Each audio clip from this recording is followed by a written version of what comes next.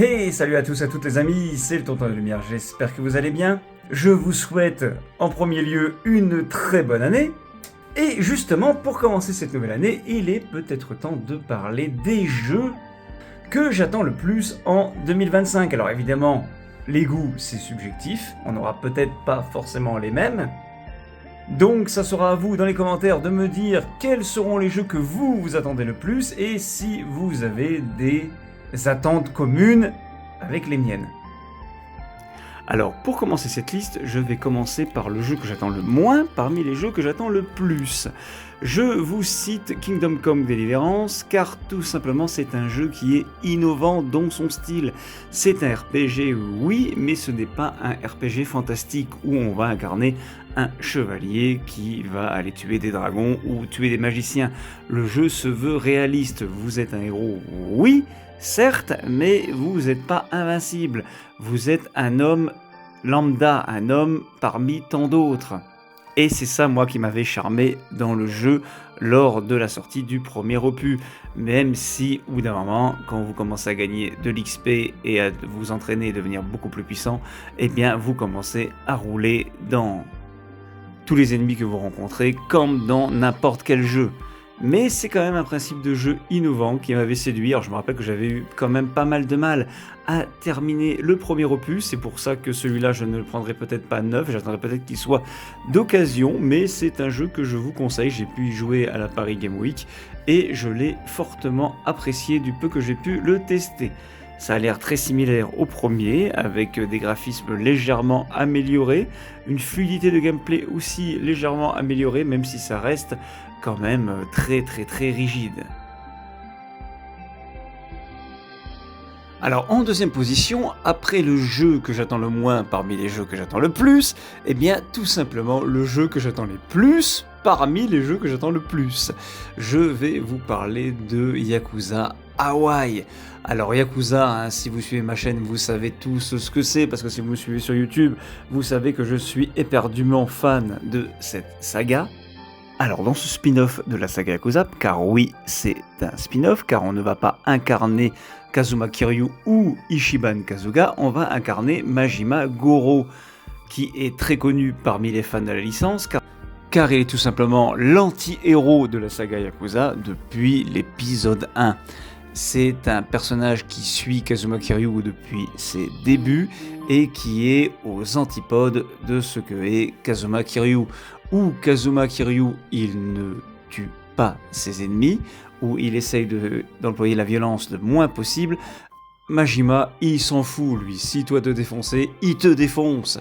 Et il est surtout complètement taré. Alors je n'ai pas bien compris pourquoi il devenait taré au fil de la saga, parce que les premiers opus étaient uniquement en anglais, c'était pas de l'anglais très simple à comprendre.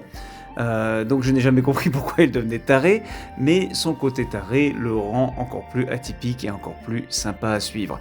J'ai pu tester ce jeu à la Paris Game Week pendant une petite demi-heure, et le gameplay est tout simplement excellent. Moi je fais partie de ceux qui préfèrent les Yakuza en mode beat'em all plutôt que les Yakuza au tour par tour, même si j'aime bien aussi les Yakuza au tour par tour, car ils sont pour moi les meilleurs JRPG japonais de ces dernières années. Mais je trouve que le combat en mode beat'em all sied mieux à la saga Yakuza que le mode tour par tour. Et dans cet opus, les amis, vous allez être ravis car c'est très dynamique. Et pour ce troisième jeu de la liste, les amis, je vais vous parler de Fable 4, et ce jeu n'est pas des moindres, car ça fait plus de 14 ans qu'on n'a pas eu de jeu Fable. Le jeu Fable 3 est sorti en octobre 2006, si je ne dis pas de bêtises, et ça fait depuis lors qu'on attend une suite à cette fabuleuse saga. Alors Fable 4 est un jeu qui est tiré, comme son nom l'indique, de la saga Fable, et Fable a été créé par Peter Molineux. Alors Peter Molineux, c'est un peu une personne un peu farfelue dans le monde du jeu vidéo. Il nous avait promis monts et merveilles quant à son jeu Fable premier du nom, des trucs qui étaient évidemment impossibles à faire sur une console Xbox de l'époque parce que les consoles étaient très limitées techniquement. D'ailleurs, même sur nos consoles actuelles, je ne sais pas si on pourrait faire tout ce que Peter Molyneux avait voulu faire avec Fable au premier du nom, mais malgré que le jeu ne contenait pas 10% de ce que tout Peter Molyneux voulait faire, le jeu est quand même une exception. C'est une exception, pourquoi selon moi? Parce que tout simplement, c'est un RPG qui va pouvoir amener les plus jeunes d'entre vous, ou les moins familiarisés d'entre vous, à l'aventure. C'est un jeu que je recommande à tous ceux qui ne sont pas experts en RPG. Si vous n'êtes pas expert en jeu de rôle, commencez par un jeu Fable. C'est très simple à prendre en main et c'est très très très varié. Vous avez dans Fable 3 une sorte de jauge de malice. Vous avez deux sortes de malice. Vous avez une sorte de malice d'arrivisme et une sorte de malice de comportement. Donc si vous tuez des gens n'importe comment, vous allez devenir malveillant. Vous allez avoir une espèce d'aura rouge autour de vous qui va vous rendre un petit peu maléfique. Mais vous avez aussi une aura d'arriviste. Par exemple, dans Fable 3, vous pouvez acheter des appartements. Et si vous mettez le loyer au maximum, vous allez avoir des cornes sur la tête, montrant que vous êtes quelqu'un d'avare et d'égoïste. Alors c'est un jeu évidemment que j'attends énormément. J'espère qu'il sortira en 2025, parce que ça fait des années qu'on attend ce jeu. Normalement, il devrait être prévu pour 2025, mais bon, peut-être sera-t-il repoussé. Pour le jeu suivant, les amis, si vous suivez ma chaîne, vous savez également que je suis très fan de Pokémon. Pokémon, c'est une licence qui est sortie en 1996. En 1996, j'avais 10 ans et c'est une saga qui a grandi avec moi quelque part. Et j'attends énormément tout ce qui est jeu Pokémon. Mais comme je n'ai plus de Nintendo Switch, car je l'ai revendu justement parce qu'il n'y a que les jeux Nintendo Pokémon qui m'intéressent chez Nintendo, eh bien je ne sais pas comment je vais faire ce jeu. Peut-être qu'on me prêtera une Switch, je ne sais pas. Et en échange, je laisserai le jeu à la personne qui m'a prêté sa console. J'en sais rien, mais en tout cas, un jeu Pokémon, j'attends ça avec évidence.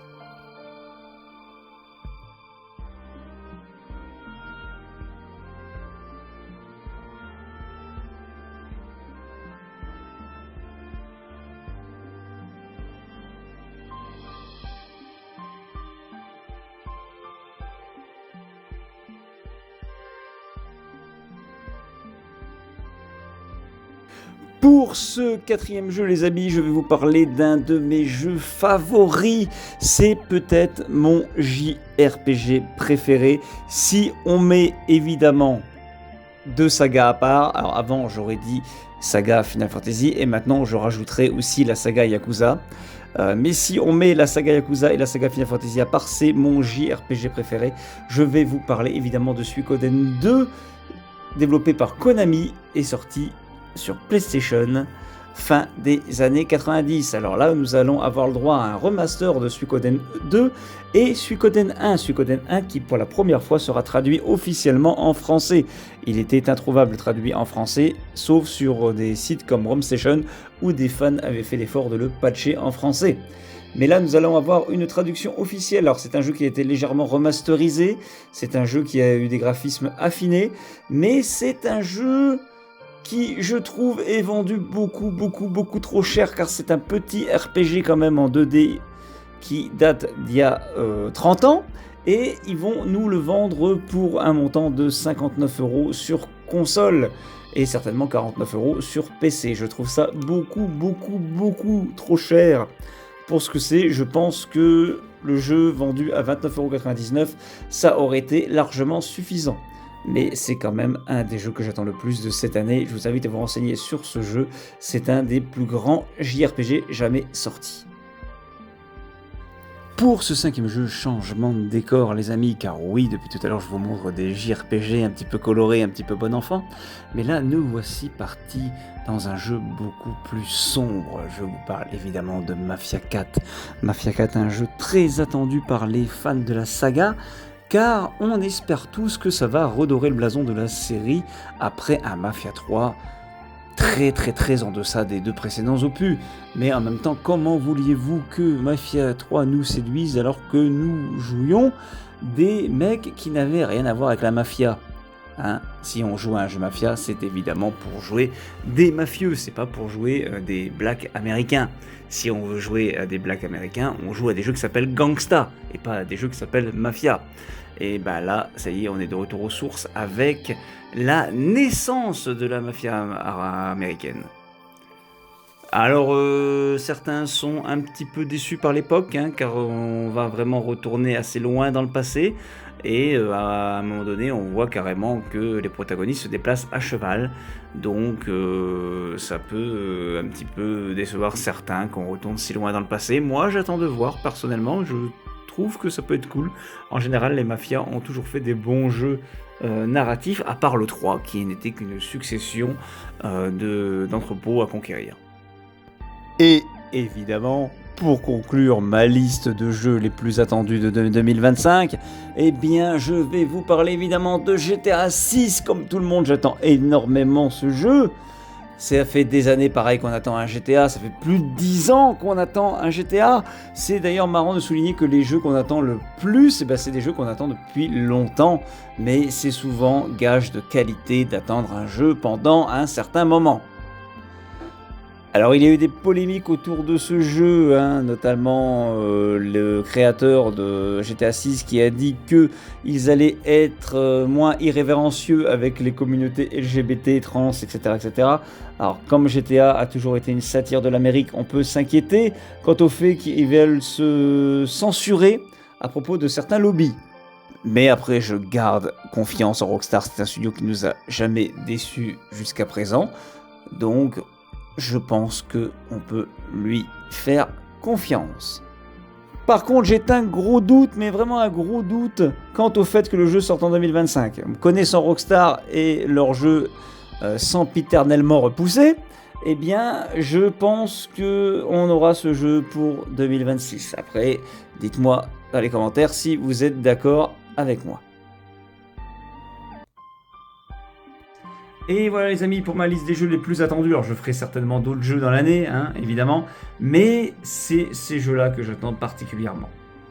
Allez, dites-moi dans les commentaires quels sont les jeux que vous attendez. Bonne année et geekez bien.